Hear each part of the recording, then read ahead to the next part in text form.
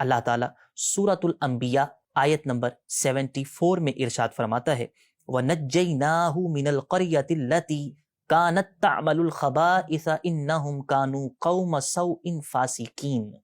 ترجمہ کنز العرفان، اور اسے اس بستی سے نجات بخشی جو گندے کام کرتی تھی، بے شک وہ برے لوگ نافرمان تھے۔ یہ جو آیت ہے اس کا تعلق حضرت لوط علی نبینا و علیہ الصلاۃ والسلام کی قوم سے ہے۔ یہ جس بستی کی طرف اشارہ کیا گیا یہ حضرت لوط علیہ الصلاۃ والسلام کی نافرمان اور بد کردار قوم کی بستی تھی۔ یہ جو بستی ہے یہ کہاں تھی؟ آج کے زمانے میں اگر ہم جغرافیائی اعتبار سے دیکھیے تو یہ بستی ڈیڈ سی، بحیرہ مردار کے قریب موجود تھی، اور اب بھی اس بستی پر ہلاکت کے نشانات موجود ہیں۔ یہ جو شہر تھا اس زمانے میں، یہ شہر کون سا تھا؟ یہ شہر صدوم تھا، اور صدوم کے علاوہ یہاں پر ایک عامورہ اور اس کے علاوہ دیگر چند بستیاں آباد تھی۔ یہ جو آبادیاں تھیں ان لوگوں کے اندر غیر فطری، غیر طبعی اور غیر شرعی اعمال اور بد کرداریاں موجود تھی۔ حضرت لوط علیہ السلام نے ان لوگوں کو سمجھایا کہ غیر فطری اور غیر طبعی طریقہ چھوڑ کر فطری اور طبعی طریقے کے مطابق زندگی گزارو۔ ان لوگوں کی زندگیوں میں خباثت تھی، ان کے ذہنوں کے اندر شیطان راسخ تھا۔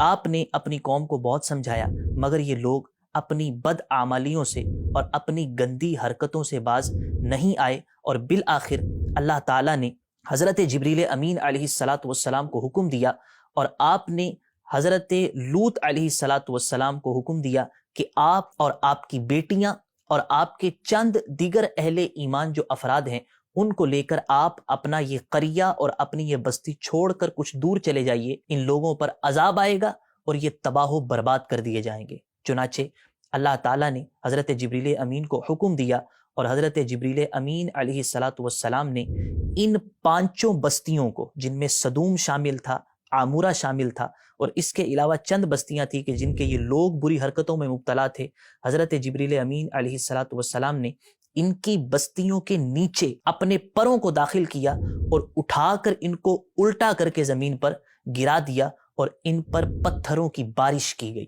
حتیٰ کہ علماء کرام نے لکھا کہ ان کی بستی کے وہ گندے افراد کہ جو اس وقت بستی میں موجود نہیں تھے، کہیں اور تھے، وہ وہیں پر ان پر پتھر برسا کر ان کو ہلاک کر دیا گیا اور ان کو ختم کر دیا گیا۔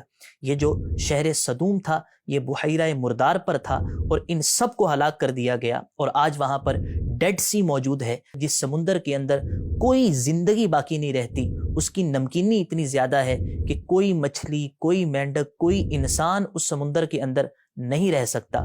چنانچہ اللہ تعالیٰ نے اس قوم کو ہلاک کیا، اور حضرت لوط علیہ السلام اپنی دونوں شہزادیوں اور اہل ایمان کے ساتھ اسی بحیرہ مردار کی جنوبی طرف ایک علاقہ ہے دغر، آپ وہاں پر تشریف لے گئے اور وہاں پر ایک غار کے اندر قیام کیا۔ آج اگر آپ دنیا کا نقشہ دیکھیے تو آپ کو وہ جو دغر تھا آج کے زمانے میں اس کو غور الصافی کہا جاتا ہے۔ یہ علاقہ اگر آپ تلاش کریں آپ کو نظر آئے گا، اور اسی غور الصافی میں پہاڑ کے اندر حضرت لوط علیہ السلام کا اب بھی وہ غار موجود ہے کہ جہاں پر آ کر آپ رکے تھے۔ یہ بھی دنیا کے نقشے پر موجود ہے، اور اسے لوط کیو کہا جاتا ہے، یعنی جو حضرت لوط کا غار تھا وہ اب بھی موجود ہے، اور وہاں پر تاریخی اعتبار سے لوگ اس جگہ کو دیکھنے کے لیے جاتے ہیں۔ یہ جو غور الصافی ہے اسی کے شمال مشرق میں ایک علاقہ ہے الکرک۔ یہ الکرک وہ علاقہ ہے، سلطان صلاح الدین ایوبی رحمۃ اللہ علیہ کا جو قلعہ تھا وہ یہیں الکرک کے اندر موجود تھا۔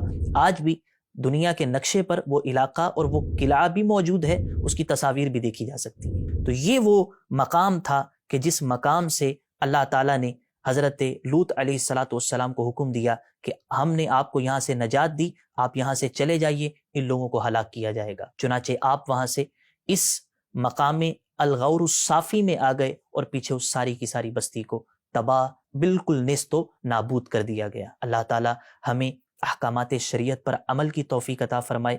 آمین بجاہ النبی الامین، وصلی اللہ تعالیٰ علیہ وآلہ وسلم۔